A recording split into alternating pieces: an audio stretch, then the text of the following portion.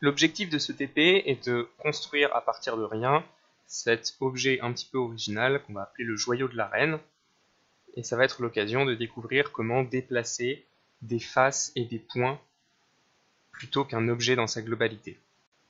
J'ai commencé par vous donner les dimensions de l'objet que vous utiliserez plus tard pour le reproduire à l'identique.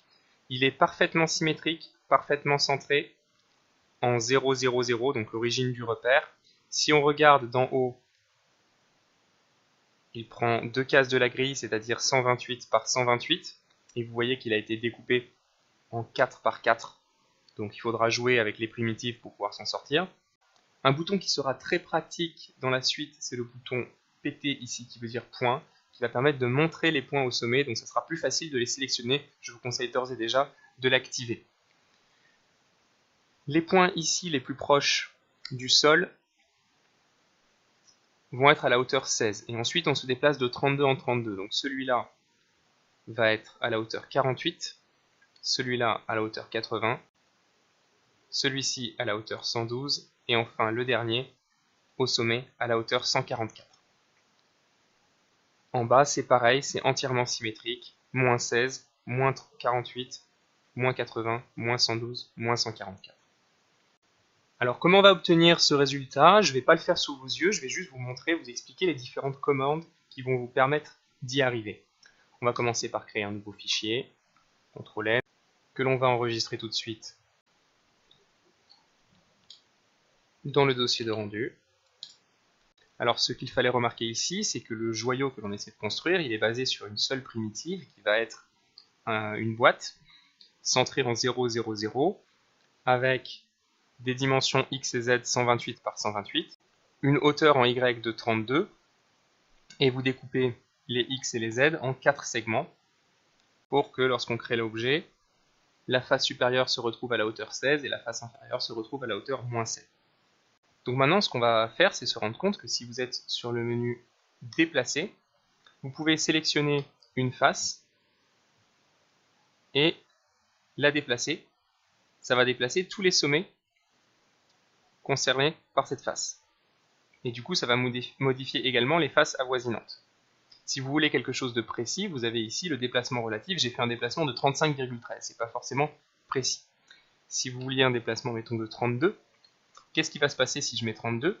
Il va réappliquer un déplacement de 32. C'est ce qu'on appelle des coordonnées relatives. Là, c'est la valeur du déplacement que vous voulez effectuer. Si je fais 2 CTRL Z pour annuler, que je resélectionne ma face et que je fais 32, là c'est bon, je l'aurai bien déplacé de 32 vers le haut. J'ai sélectionné une face, mais on peut également sélectionner une arête en cliquant proprement, ce qui fait que quand on va déplacer, il va y avoir seulement 2 sommets concernés et du coup toutes les faces avoisinantes qui bougent. Vous pouvez également faire pareil avec juste un point. Si vous cliquez sur ce sommet, vous pouvez le déplacer. L'avantage avec les points, c'est que si on clique ici sur l'onglet Apps, on va avoir ces coordonnées absolues. On voit que les coordonnées dans l'ensemble de la scène de ce point, c'est moins 32 pour les X, 32 pour les Z et 16 pour la hauteur Y. Du coup, si on veut juste l'augmenter en hauteur de 32, il suffit de rentrer 48 ici, de faire OK, et il va être automatiquement bougé. On peut faire du coup pareil, par exemple, avec le point suivant, 48, OK. Et vous pouvez du coup déplacer de manière très précise en entrant les coordonnées, les points, comme vous le souhaitez.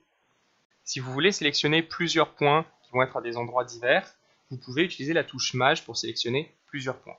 Je clique sur un premier point, je maintiens la touche Maj, et je clique sur un deuxième point, un troisième point, un quatrième point.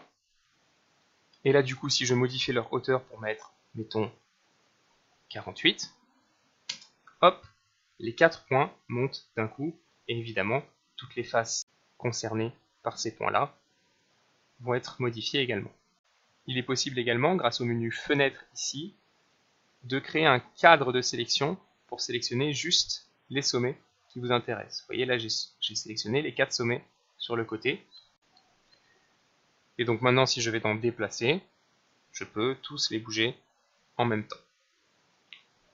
Quelque chose d'encore plus fin que la fenêtre, c'est le crayon ou encore lasso, où vous pouvez dessiner un petit peu un cadre de sélection, une forme de sélection autour des points qui vous intéressent. Là, du coup, j'en ai sélectionné 3. Et je peux de nouveau, en allant sur le menu déplacer, les bouger à ma guise.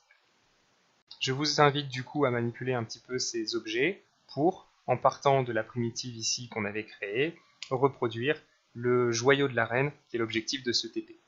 N'hésitez pas à revenir au début de la vidéo pour revoir un petit peu toutes les dimensions et les positions de chaque point sur le joyau de la reine. Lorsque vous aurez terminé votre travail, n'oubliez pas de l'enregistrer.